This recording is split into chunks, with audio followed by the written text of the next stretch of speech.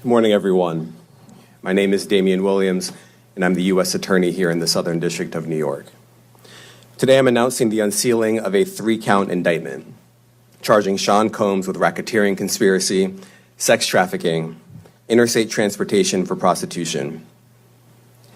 The indictment alleges that between at least 2008 and the present, Combs abused, threatened, and coerced victims to fulfill his sexual desires, protect his reputation, and conceal his conduct. As alleged in the indictment, to carry out this conduct, Sean Combs led and participated in a racketeering conspiracy that used the business empire he controlled to carry out criminal activity, including sex trafficking, forced labor, kidnapping, arson, bribery, and the obstruction of justice. Let me say a little bit more about the charges. The indictment alleges that Combs abused and exploited women and other people for years, and in a variety of ways.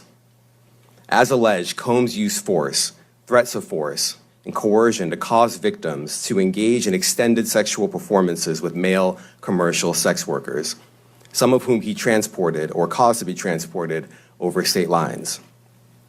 Combs allegedly planned and controlled the sex performances, which he called freak-offs, and he often electronically recorded them.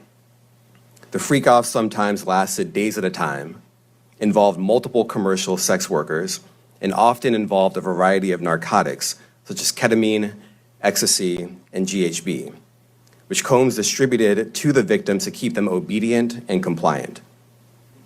As alleged, when Combs didn't get his way, he was violent, and he subjected victims to physical, emotional, and verbal abuse so that they would participate in the freak-offs, and that Combs hit, kicked, threw objects at, and dragged victims, at times by their hair. On one occasion in March of 2016, that conduct was captured on video and later reported in the media. Specifically, Combs kicked, dragged, and threw a vase at a victim in a Los Angeles hotel when the victim was attempting to flee. As alleged, these assaults often resulted in injuries to the victims, which took days or weeks to heal. In addition to the violence, the indictment alleges that Combs threatened and coerced victims to get them to participate in the freak-offs. He used the embarrassing and sensitive recordings he made of the freak-offs as collateral against the victims. And the indictment alleges that he maintained control over the victims in several ways, including by giving them drugs, by giving and threatening to take away financial support or housing, by promising them career opportunities, by monitoring their whereabouts, and even by dictating their physical appearance. Because of all of this, the indictment alleges that the victims did not believe they could refuse Combs without risking their security or facing more abuse. The indictment also alleges other acts of violence undertaken by Combs and others, including violence against witnesses to his abuse, kidnapping, and arson. The indictment alleges that on more than one occasion, Combs carried or brandished firearms to intimidate and threaten victims and witnesses. Now, Combs did not do this all on his own. As I mentioned, Combs has been charged with RICO conspiracy. He used his business and employees of that business and other close associates to get his way. Those individuals allegedly included high-ranking supervisors in the business, personal assistants, security staff, and household staff. The indictment alleges that those individuals facilitated the freak-offs.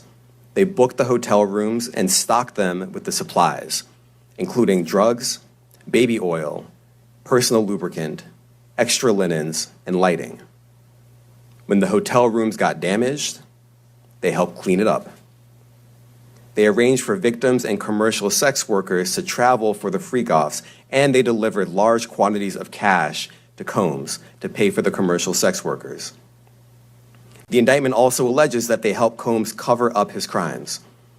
During the March 2016 incident at the LA hotel that I mentioned earlier, a member of the hotel security staff intervened, and Combs attempted to bribe the staff member with a stack of cash to make sure that what happened was kept quiet. And as the indictment alleges, in late 2023, after public allegations were made about Combs' crimes, He and others pressured witnesses and victims to stay silent, including by making phone calls to witnesses and victims and giving them a false narrative of what they had experienced. And as alleged, Combs used others to help conceal his abuse by monitoring and preventing victims from leaving a location in order to hide their injuries, or by locating and contacting a victim who had attempted to flee. As part of this investigation, in March of this year, special agents from HSI executed search warrants at Combs' residences in Miami and Los Angeles. They also executed a warrant for Combs' electronic devices. During those searches, agents seized evidence of the crimes charged in this indictment. They seized firearms and ammunition, including 3 defaced AR-15s and a large capacity drum magazine. They also seized evidence of the freak-offs, electronic devices that contain images and videos of the freak-offs with multiple victims. And they seized cases and cases of the kinds of personal lubricant and baby oil that Combs' staff allegedly used to stock hotel rooms for the freak-offs, more than 1,000 bottles altogether. Here are some of the items that we recovered during the searches.